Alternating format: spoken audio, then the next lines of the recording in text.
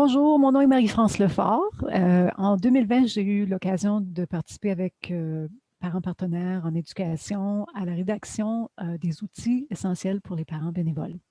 C'est un document qu'on peut retrouver en ligne sur le site web de parents partenaires et ça se veut un outil pour appuyer vos travaux comme conseil d'école ou encore membre d'un comité de participation des parents dans un conseil scolaire. Aujourd'hui, notre capsule vidéo, elle porte sur la gestion de réunion. Puis je ne veux pas vous faire fuir parce que peut-être que ce n'est pas le thème le plus sexy au monde, mais c'est peut-être celui qui est le plus au cœur des outils essentiels. Essentiellement, j'ai comparé la gestion de réunion à quelque chose comme l'hygiène de vie.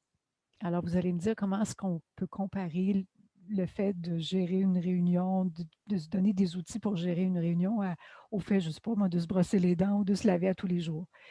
Bien, ça fait partie des choses aussitôt qu'on se regroupe, aussitôt qu'on a le sens de représenter une communauté quelconque, de parler en leur nom, de prendre des décisions, quelque part, il y a des choses à faire et puis beaucoup de ces choses-là relèvent de la gestion de réunion. Et un des messages clés là-dessus, c'est qu'il y a peut-être l'aspect relationnel des rencontres, par exemple, tout ce qui touche la façon de collaborer ensemble, mais il y a aussi le côté, les outils qu'on se donne pour communiquer le but de notre rencontre, pour tenir compte de nos décisions, puis aussi faire des suivis qui nous permettent d'avancer, de progresser dans nos projets qu'on entreprend. Si on s'occupe juste du côté relationnel, ben, c'est possible qu'on ait beaucoup de plaisir ensemble, mais c'est possible aussi qu'on n'avance pas comme on voudrait le faire. Et si on s'occupe juste de la gestion de réunion, ben, c'est possible que pour certaines personnes, ça soit un peu stressant, qu'on sente qu'on ne valorise pas le côté humain dans le travail qu'on fait ensemble. Et puis aussi, ben, peut-être que vous allez vous retrouver à quelques-uns pour faire tout le travail. Donc, l'important, c'est de faire appel aux deux éléments, mais on va, pour cette capsule-ci, se pencher plus précisément sur les éléments, donc les outils essentiels d'une bonne gestion de réunion. Donc, pourquoi cet enregistrement? Euh, Avant de commencer puis rentrer dans le vif du sujet, bien, l'idée, c'est que vous ayez comme ça différentes façons de vous procurer, de recevoir les informations qui sont dans les outils essentiels. Donc, au-delà du module lui-même, que je vous encourage certainement à les lire ou à utiliser comme outil de référence, ben, vous avez l'occasion d'écouter cette capsule vidéo. J'espère que vous allez le faire. Puis, ça vous donnera peut-être le goût aussi d'aller, de fouiller un petit peu plus. Alors voilà, les éléments essentiels de la gestion de réunion.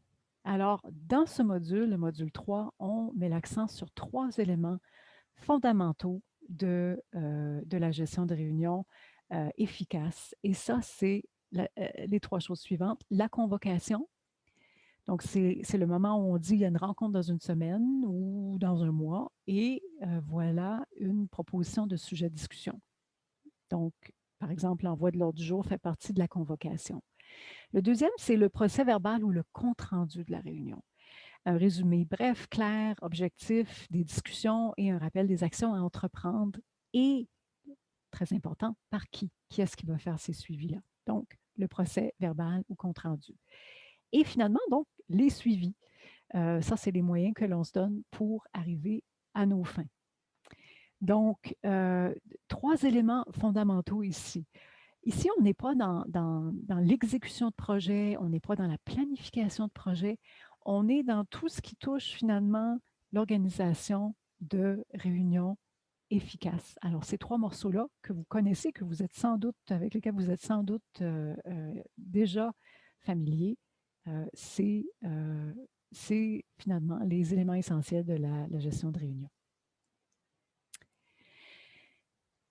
Avant de rentrer là-dedans, ben, c'est clair qu'il y a des bonnes et des moins bonnes raisons de se réunir en groupe, hein. Il n'y a personne qui aime faire des réunions pour faire des réunions. Vous êtes tous occupés, on l'a déjà dit, et vous souhaitez utiliser votre temps de la meilleure façon possible. Alors, qu'est-ce que c'est des bonnes raisons de tenir une réunion? Ben, ça pourrait être, par exemple, pour obtenir l'avis des membres de votre groupe. Ça pourrait être pour générer des idées, solutionner un problème ou prendre une décision, clarifier une question qui est complexe à laquelle vous êtes confronté, ou encore discuter d'un problème qui implique des personnes de groupes autres que votre groupe. Des moins bonnes réunions, des moins bonnes raisons de faire une réunion, c'est tout ce qui touche généralement plus l'exécution. Quand il s'agit de faire de la recherche ou faire de l'analyse, éditer un texte. Personnellement, moi, c'est ma bête noire. Il n'y a rien que je déteste le plus que faire de l'édition de groupe. Euh, quand on travaille tous sur un même document, puis quelqu'un ajoute un mot, puis corrige une phrase et tout ça. Il y a des gens qui aiment ça, je conçois, mais ce n'est pas nécessairement la meilleure raison de se réunir, de se rencontrer. Donc, euh, assurez-vous donc que vous vous rencontrez pour les bonnes raisons et puis qu'il y a des choses de cet ordre-ci euh, avant de décider de convoquer une réunion. Alors, principe organisateur aussi, en principe, tous les membres devraient savoir à quoi s'attendre lorsqu'ils assistent à une réunion. Il ne devrait pas y avoir de surprise, autrement dit. Ça, c'est important pour la qualité des discussions, puis aussi des décisions que vous allez prendre. Maintenant, on ne contrôle pas quel genre de préparation les gens vont faire avant, bien sûr, d'arriver à une réunion. Puis ça, c'est certain qu'on veut s'assurer d'avoir des membres qui vont quand même se préparer un petit peu, mais tout ce qui touche la convocation doit donner aux gens qui participent l'occasion de se préparer, puis d'être aussi solide que possible dans la discussion des sujets qui vont être dans votre ordre du jour. La convocation et l'ordre du jour, puis ça, vous retrouvez parfois dans mes fiches, vous voyez, je donne les pages, si vous voulez, si c'est un sujet qui vous intéresse tout particulièrement ou que vous trouvez épineux, donc vous pouvez retrouver les informations aux pages suivantes. Dans ce cas-ci, dans le module 3, c'est les pages 31 à 34 dans le document au complet. Alors, qu'est-ce qu'on va mettre dans un ordre du jour? Qu'est-ce qui est bien de mettre dans un ordre du jour? On ne veut pas réinventer la roue, hein. Il y a peut-être, vous avez peut-être déjà des outils à votre disposition. Vous êtes arrivé au conseil d'école, par exemple, il y avait déjà un- un exemple qui était utilisé, puis avec succès. Alors, on ne refait pas la roue. Je vous donne aussi des liens dans les outils essentiels vers des documents du ministère qui avaient été publiés au tout début de la création des conseils d'école et aussi, je pense qu'il y a des choses dans le guide de participation des parents pour, organiser, donc pour faire un ordre du jour. Ça, c'est des choses peut-être qui sont peut-être supplémentaires qui vont vous faciliter la tâche. Donc, ce qu'on voit ici, l'heure de la fin de la rencontre, par exemple. Ce n'est pas fait difficile de dire exactement combien de temps chaque sujet va demander, mais vous pouvez quand même donner un sens de à quelle heure ça va finir. Et puis ça, c'est généralement le moment qu'on ne veut pas rater. C'est-à-dire que, quelle que soit la vitesse à laquelle on avance dans notre ordre du jour, s'assurer de finir à l'heure. Je pense que c'est probablement ce que les gens cherchent le plus, c'est d'avoir un sens de quand est-ce qu'ils vont revenir. Les enfants sont à la maison, ils ont peut-être besoin des coucher. Vous avez peut-être d'autres activités après la fin de la réunion, donc important d'aller, de respecter cet élément-là. Les buts de la rencontre. Moi, je suggère de mettre quelques objectifs généraux. Donc, les gros morceaux de ce qu'on veut accomplir lors de la réunion. Peut-être des mini-objectifs en dessous de ça, puis pour chaque élément. Donc, ça peut être intéressant aussi d'ajouter des objectifs, mais deux, trois trucs bien importants. Donc, si le projet clé dont vous allez discuter, c'est une consultation avec la communauté scolaire, bien, mettez-le clairement. Donc, peut-être planifier et faire générer des idées pour la consultation de la communauté scolaire. La liste des documents fournis avec l'ordre du jour. En tout cas, vous allez bien sûr envoyer avec l'ordre du jour peut-être certains documents que les gens devront lire à l'avance, mais peut-être que ça vaut la peine de les lister. Donc, les gens sauront, ah, est-ce que j'ai bien reçu tout ce que j'avais, tout ce que j'espérais.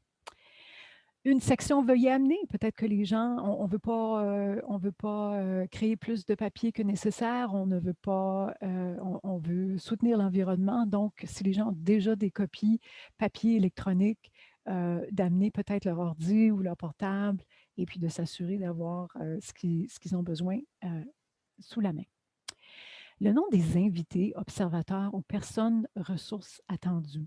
Donc, le fait d'avoir des invités, c'est important. Puis, en sachant qu'on a des invités, en sachant qui c'est, bien, on peut se préparer aussi avec des questions, alors d'intégrer ça aussi. Le nom des personnes responsables de lancer la discussion sur différents éléments de l'ordre du jour aussi, ça peut être bon. Le temps alloué à chaque élément, en sachant que c'est un guide, que vous on peut, à un moment donné, être trop rigide sur le montant de temps que ça va prendre pour chaque sujet. C'est peut-être un guide. Encore là, si vous êtes moins disposé à mettre un temps pour chaque élément de l'ordre du jour, mettez au moins une heure à laquelle vous allez finir dans votre ordre du jour. Finalement, une liste de projets pour lesquels vous voulez partager de l'information et ou prendre une décision. Ça, c'est particulièrement important encore là pour que les gens sachent à quoi s'attendre. Comment décider ce qui a de l'importance? Alors ça, c'est une chose utile à savoir. C'est pas tout n'a pas le même poids dans une réunion. Il y a des choses qui sont particulièrement importantes, d'autres qui, vous savez, là, quand il y a des sujets à l'ordre du jour qu'on peut mettre à la toute fin parce que on sait que même si on n'en discute pas, ben, on pourra toujours reprendre à la prochaine réunion. Donc, voici une liste possible. Vous avez besoin de prendre une décision avant de passer à la prochaine étape. Donc, ça, c'est quelque chose qui a de l'importance. Vous avez une invitée qui doit parler sur un sujet précis. Et puis ça, surtout si vous êtes en ligne, si vous faites une réunion virtuelle, bon, la personne qui est là est peut-être là pour un seul sujet.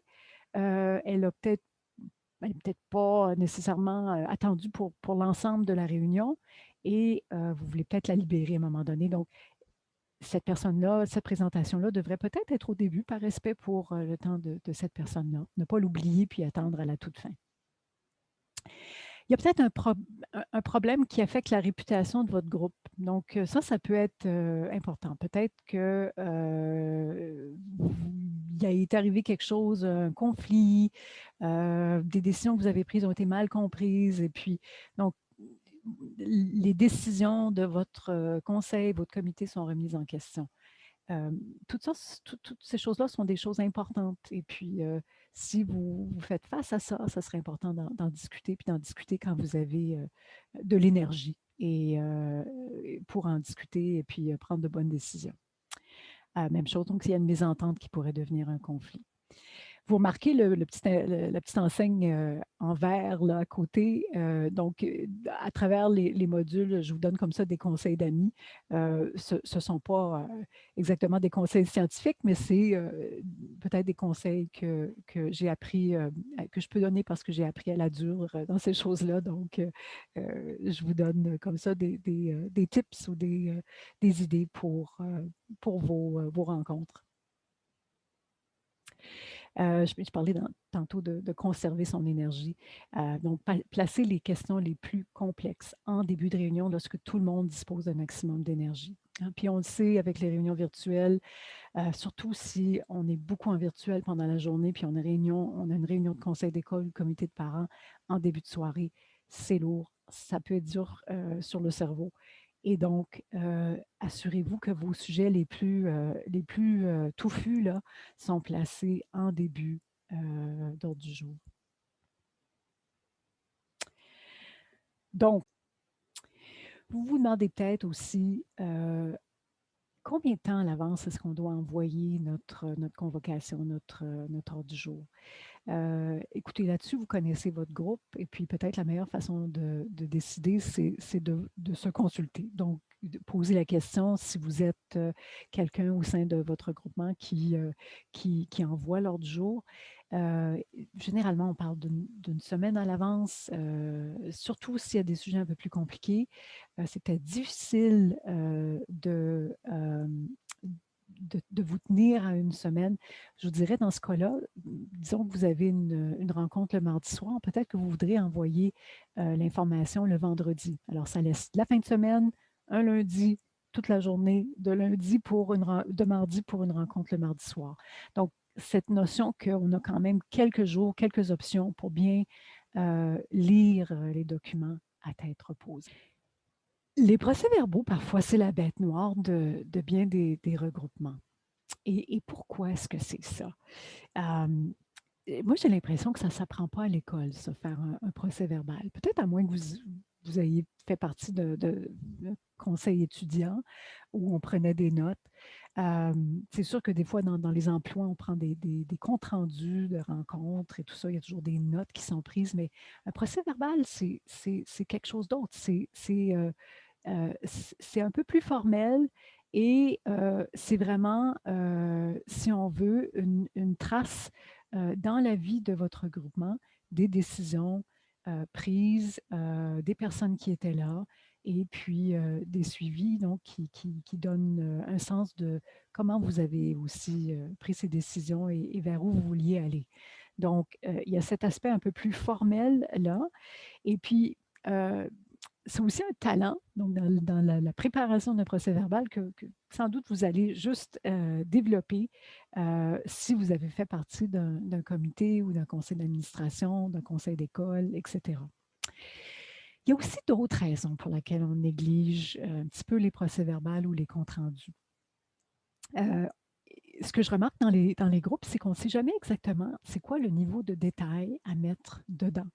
Est-ce qu'il faut que ça soit long? Est-ce qu'on doit tout dire ou est-ce qu'on doit juste synthétiser certaines choses? Puis des fois, synthétiser des choses, c'est plus difficile que de tout mettre, tu sais, de prendre des notes comme ça pendant que les gens parlent. Il y a des gens qui sont très, très adeptes à, à prendre des notes rapidement.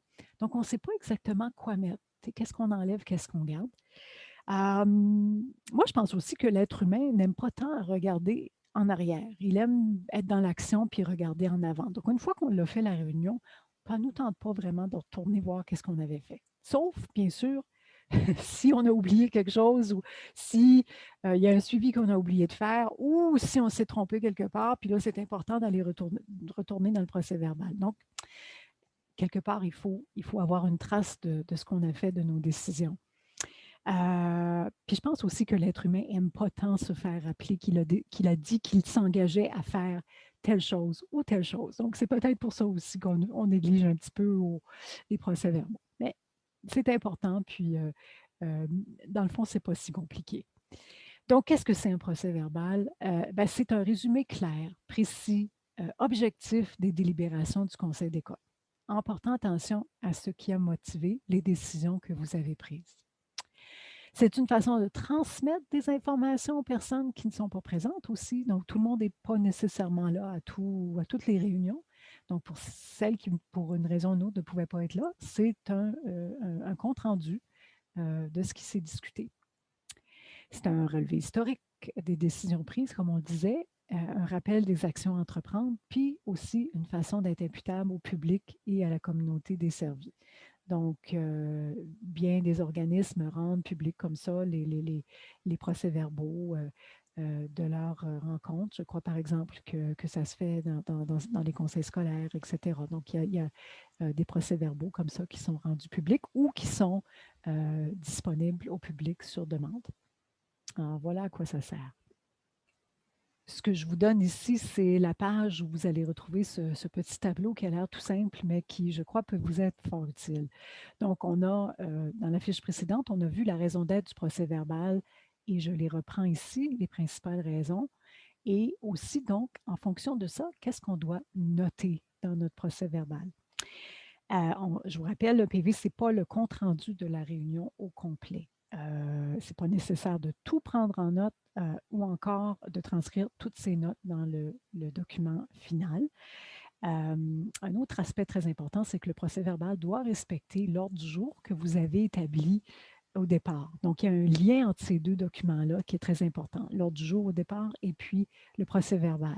Donc, si vous dérogez donc à l'ordre du jour, vous devez expliquer un peu dans votre procès-verbal pourquoi vous avez fait ça. Ça se peut que vous ayez changé certains items. Donc, notez un peu les raisons pour lesquelles vous ne faites pas la discussion dans l'ordre exact de votre ordre du jour. Ça peut être utile, d'une part.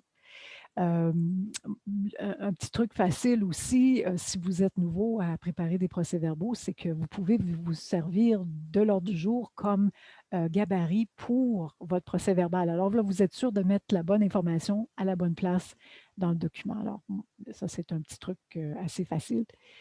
Ici, donc, si on dit que le procès-verbal, c'est un relevé des décisions et ce qui a motivé la décision que vous avez prise, bon, alors qu'est-ce qu'on note? Donc, si vous êtes un organisme, vous avez un processus formel où il y a des proposeurs et des appuyeurs, par exemple, je propose telle chose et quelqu'un va dire oui, j'appuie et que ça prend cette interaction-là pour ensuite passer au vote, bien, vous allez noter, bien sûr, ces propositions-là.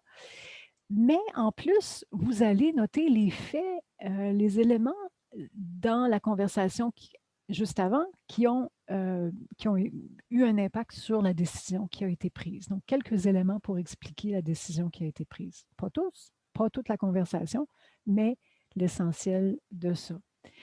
Ça se peut que vous n'ayez pas un processus de proposeur-appuyeur, ben c'est correct. Peut-être que vous prenez vos décisions plutôt par consensus. Alors, c'est correct, mais notez que vous devez donc rendre compte de la décision. Qu'est-ce qui a été décidé et puis quels sont les faits qui ont eu un impact sur ces décisions-là.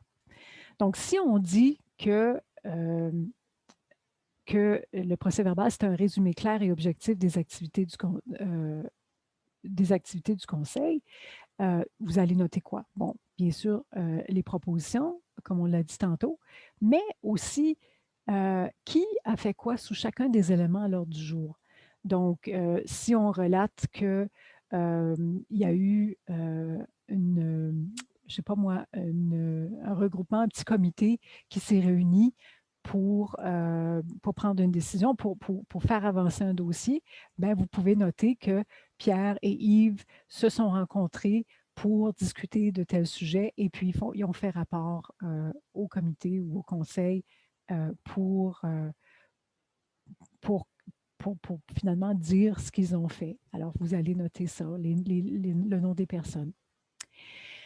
Si on dit qu'un procès-verbal, c'est transmettre des informations aux personnes qui ne sont pas présentes, bien, vous allez ajouter au besoin de l'information pertinente provenant des discussions qui aident à saisir le pourquoi de la proposition, on l'a dit. Et si c'est pour faciliter la mise en œuvre des décisions prises en soulignant les actions à entreprendre, bien, ça demande qu'il faut noter les propositions, les suivis et les responsables de suivi. Alors, vous voyez comment ça fonctionne. Proposition, décision, quelques éléments d'explication clairs sur pourquoi on a pris la décision. Même quand il n'y a pas eu de décision, vous avez à relater un petit peu que deux personnes se sont, par exemple, rencontrées pour discuter d'un sujet et ils ont fait rapport au comité. Peut-être quelques éléments d'information, mais c'est tout. Et enfin, bien sûr, tout suivi qui doit être effectué entre maintenant et la prochaine rencontre et aussi, donc, les responsables de suivi. Alors ça nous amène à notre prochain élément pour la gestion de réunions efficaces qui est, et voilà, les suivis. Donc ça, c'est le fameux travail entre les réunions. Alors, ça, vous allez retrouver des éléments là-dedans aux pages 36 et 37 de votre document. Il y a deux mécanismes que je suggère pour suivre vos suivis. Et ça veut dire que oui, il va y avoir du travail entre les réunions de conseil d'école ou de comité de participation des parents. C'est clair qu'on ne peut pas tout gérer dans le cadre des rencontres mensuelles, disons, de ces regroupements-là. Pour faire avancer certaines choses, ça va prendre des gens qui vont dire, ah, je m'en occupe, qui, individuellement ou en équipe, vont faire des choses. Et puis ça s'appelle donc un suivi. Et puis c'est important de noter qu'il va y avoir un suivi et de s'assurer qu'à l'autre bout, une fois le travail complété, que comme regroupement, vous savez que ça a été complété.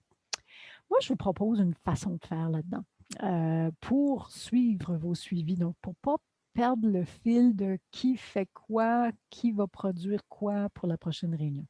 C'est peut-être de nommer un ou une gardienne des suivis dans votre conseil ou dans votre CPP. Ce n'est pas un rôle qu'on voit traditionnellement. Parfois, c'est le rôle de la personne qui envoie l'ordre du jour ou la convocation, qui va suivre et dire OK, Pierre et Yves, vous vous êtes rencontrés. Qu'est-ce que vous avez fait et tout ça. Mais déjà, on a parlé de procès-verbal, on a parlé d'ordre du jour, de convocation. Ça peut être intéressant de créer un rôle spécifique justement pour suivre les suivis, pour s'assurer que vous accomplissez ce que vous avez dit que vous allez accomplir. Et donc, ça peut être une personne dont ce serait le rôle, ça, de suivre les suivis entre les réunions. Alors, on parle de rôle. Un des éléments dont on me dit que c'est parfois difficile à établir donc, dans nos regroupements, c'est qui fait quoi. C'est quoi exactement le rôle d'un président ou d'une présidence ou d'une coprésidence? C'est quoi le rôle d'une secrétaire, d'un secrétaire, d'un trésorier, etc. Donc, dans le guide, page 38-39, je vous ai proposé comme ça des façons de penser au rôle qu'il y a dans votre regroupement. En voici trois. Puis l'idée, c'est de voir comment ça peut fonctionner ensemble. Donc, pour la présidence, les directives du ministère, puis peut-être aussi de votre conseil scolaire, parlent aussi de coprésidence. Donc, il n'y a pas cette notion de présidence, vice-présidence, mais plutôt on parle de coprésidence, ce qui est très bien. Donc, dans la liste des choses à faire dans ces outils-là, souvent, il y a beaucoup, beaucoup de choses. Et ça peut être une façon d'alourdir la tâche pour la personne. Moi, ce que je suggère, c'est que la personne à la présidence s'occupe de la préparation de l'ordre du jour. Donc, c'est cette personne qui va s'occuper de voir OK, de quoi on discute, voici nos objectifs pour l'année, voici nos objectifs pour le mois, voici les suivis on a dit qu'on ferait, qu'est-ce qui doit aller dans l'ordre du jour pour la prochaine réunion. Présider les rencontres, et encore là, bon, vous avez peut-être un mode de discussion qui est un peu plus informel que formel, mais c'est toujours bon d'avoir quelqu'un qui anime un peu quand même les rencontres et qui donne la parole, qui surveille le temps, qui s'assure que l'on passe rondement comme ça d'un élément de l'ordre du jour à un autre. Donc ça peut être aussi une responsabilité. Puis, ça peut être aussi la personne qui s'occupe de la liaison avec la direction d'école, par exemple, dans un conseil d'école. Ça serait un rôle en particulier. Pour ce qui est, j'ai mis responsable du procès verbal, puis c'est peut-être parce que les gens ont peur du mot secrétaire. Je ne sais pas pourquoi, mais c'est un mot qui, peut-être que c'est un rôle qui nous semble un peu désuet déjà dans les entreprises, dans les compagnies, dans les bureaux. On parle surtout d'adjointe administrative, donc le terme secrétaire est comme passé date un peu. Pourtant, c'est un rôle qu'on retrouve dans n'importe quel comité ou conseil comme celui-ci. Donc, sentez-vous libre d'utiliser le mot secrétaire, une secrétaire. Ce n'est pas genré du tout. Mais cette personne-là, donc on va appeler ici responsable du procès-verbal, donc c'est la personne qui prépare et finalise les procès-verbaux des rencontres régulières. Puis c'est quand même une tâche, c'est quand même quelque chose qui va prendre du temps, c'est quand même quelque chose qui aussi est un travail pendant la rencontre, tout au long de la rencontre. Donc, c'est certain que c'est une responsabilité importante et c'est un rôle utile à jouer. Donc, cette personne-là, bien sûr, doit se familiariser avec les éléments de la préparation d'un procès-verbal ou d'un compte-rendu. Alors, gardienne ou gardien des suivis, donc ce rôle que je vous propose tout particulièrement pour votre groupe. Donc, c'est la personne qui va prendre contact avec les responsables de projet et qui va noter aussi les progrès accomplis, les étapes à venir, s'assurer avec la présidence que l'ordre du jour comprend les mises à jour nécessaires pour les projets en cours. Alors, ça suppose une liaison aussi avec la présidence qui est responsable de fixer l'ordre du jour. Alors, vous voyez euh, le, vous voyez un petit peu la différenciation entre les rôles. Maintenant, dans le qui fait quoi, dans le document, une chose que je voulais dire aussi au conseil d'école et tout ça, un petit peu cette notion que je voulais vous laisser, c'est avoir une responsabilité bien définie au sein d'un regroupement. C'est motivant. C'est une source de motivation. Et savoir ce pourquoi on est responsable aussi. Si ce n'est pas clair, on va tomber dans un pattern qui est bien connu des comités, c'est qu'il y a deux ou trois personnes qui vont se taper un peu tout le travail, et puis il y en a d'autres qui vont se sentir plus ou moins utiles, puis il y en a d'autres qui vont être bien contents que tous les autres s'occupent de ce qu'il y a à faire, et puis eux, ils peuvent juste venir aux rencontres et puis laisser le travail à d'autres. Donc, un regroupement où la charge de travail n'est pas égale, n'est pas équitable, c'est pas plaisant. Donc, je vous dirais, si vous êtes plutôt du genre à prendre des tâches, des responsabilités, peut-être posez-vous la question, comment est-ce que je peux m'assurer que l'ensemble des collègues aient une idée claire et un rôle au sein de ce comité-ci. Et ça, c'est pas simple, hein. Des fois, quand on est attaché, parce qu'il y a un élément de contrôle qui vient avec ça aussi. Si je m'occupe de tout, bien, je sais comment tout doit fonctionner. Alors, l'idée de partager la tâche, c'est important. Et aussi, l'autre idée, c'est que c'est important d'avoir peut-être le bon tempérament et les bonnes aptitudes pour le rôle qu'on va jouer. Sinon, on risque on risque de se fatiguer, on risque peut-être de laisser tomber. Je vous dirais, par contre, essayez. Essayez pour voir si vous aimez ça, puis peut-être si on vous le propose, dites, ben, écoutez, je ne suis pas sûre d'être la meilleure personne pour ça. Par exemple, je ne suis peut-être pas certaine d'être la meilleure personne pour s'occuper du procès-verbal parce que je ne suis pas quelqu'un qui est particulièrement axé sur les détails, mais je vais dépanner, je vais essayer. Alors, peut-être le fait que vous n'êtes pas particulièrement axé sur les détails veut dire que vous êtes aussi plus axé sur les décisions, les réalisations, les choses plus substantielles. Alors, ce n'est pas une mauvaise chose. Puis là, il y a peut-être des gens qui peuvent vous aider à ajouter des détails nécessaires. Donc, connaissez-vous. Pour la présidence, la coprésidence, je pense qu'on on a parfois à tort l'idée que c'est la personne qui parle le plus autour de la table, puis dans le groupe qui devrait être président ou présidente.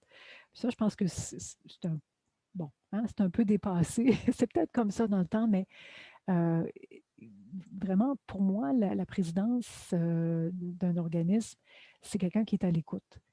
Donc, c'est quelqu'un qui est axé sur les résultats et c'est quelqu'un qui a peut-être quelques techniques aussi pour s'assurer que toutes les voix autour de la table ou à l'écran sont entendues. Donc, et c'est aussi quelqu'un qui est peut-être un peu à l'aise dans un rôle de porte-parole aussi, de temps en temps. Donc, ça peut être une figure de proue du comité, mais ce n'est pas quelqu'un qui va prendre toute la place nécessairement. Je pense que ça, c'est important de se le dire. Pour la gardienne des suivis, mais encore là, gardien, gardienne, je pense que c'est vraiment d'avoir. Euh, Vous êtes peut-être quelqu'un qui tenait des listes, puis vous adorez mettre des petites marques là à côté pour dire j'ai complété, j'ai complété, j'ai complété. Alors, vous suivez les suivis à la trace. Peut-être que vous êtes en contact avec aussi les personnes qui se sont engagées pour leur rappeler. Alors ça peut être utile et vous faites la liaison avec la personne qui prépare l'ordre du jour pour indiquer qu'il y aura telle ou telle personne qui vont faire rapport sur les suivis lors de la réunion. Alors, c'est un rôle très important, je dirais, axé sur les résultats et axé aussi sur la tâche. Ça serait de bonnes choses à avoir dans son sac à outils. Je fais d'autres recommandations aussi dans le guide autour de peut-être d'autres rôles qui pourraient être intéressants à voir. Par exemple, responsable de projet. Il y a peut-être des projets spéciaux que vous allez confier à quelqu'un. Alors, vous avez peut-être un intérêt pour un élément particulier du travail de votre regroupement. Donc, porteur de projet, c'est un rôle, puis c'est un rôle important. Euh, Liaison avec la communauté scolaire, par exemple, ou responsable des communications. Peut-être que vous avez un petit site Facebook. Alors, allez voir, il y a quelques notions là pour d'autres rôles. Mais l'idée est encore là, l'équilibre, l'équité et d'avoir du plaisir ensemble parce qu'on partage la tâche puis on collabore à quelque chose de plus grand que nous. Enfin, un principe important pour moi. Répondre présent, c'est un acte de leadership. Être là. Euh, Vous avez peut-être accepté un poste dans votre regroupement en vous disant, je vais avoir le temps, ça va aller bien, ça va être 1 heure par mois, peut-être un petit peu plus, mais ça va. Puis là, peut-être que votre horaire, c'est complètement c'est devenu quelque chose d'autre, puis vous avez moins de temps, vous n'avez pas autant le temps. Ça arrive, ça. Puis je pense que c'est important de le reconnaître et puis de négocier avec le groupe pour voir, écoutez, je pensais que j'allais être disponible, mais je le suis moins. Comment est-ce que je peux vous être utile? Puis peut-être que je pourrais, c'est peut-être important de laisser ma place à d'autres, quelqu'un qui a plus de temps. C'est sûr qu'il faut connaître et reconnaître l'engagement que ça va prendre. Puis c'est sûr que si tout le monde met la main à la tâche, ça va être plus facile. Mais répondre présent aux réunions, c'est un acte de leadership. Qu'est-ce qu'il y a un autre acte de leadership? Répondre à ses courriels, confirmer sa disponibilité, assister aux rencontres, contribuer. Même quand on est nouveau, puis on a l'impression que tout ça, ça se passe sur Mars, puis on ne comprend pas toutes les subtilités de ce qui se discute.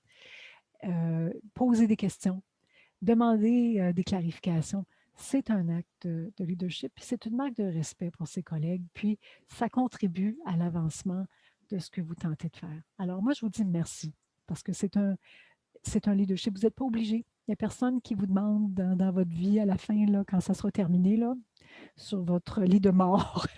Je m'excuse de présenter ça comme ça, mais il n'y a personne qui va vous. Il n'y a pas de test. Là. On ne va pas vous demander est-ce que vous avez été sur un comité ou un conseil, est-ce que vous avez contribué de cette façon-là. Donc, il n'y a personne qui a une obligation. Vous le faites pourquoi? Parce que vous voulez contribuer de cette façon-là. Vous avez à cœur l'éducation, le bien-être des enfants et l'essor de votre école. Donc, merci pour cet engagement-là, puis pour le leadership que vous démontrez.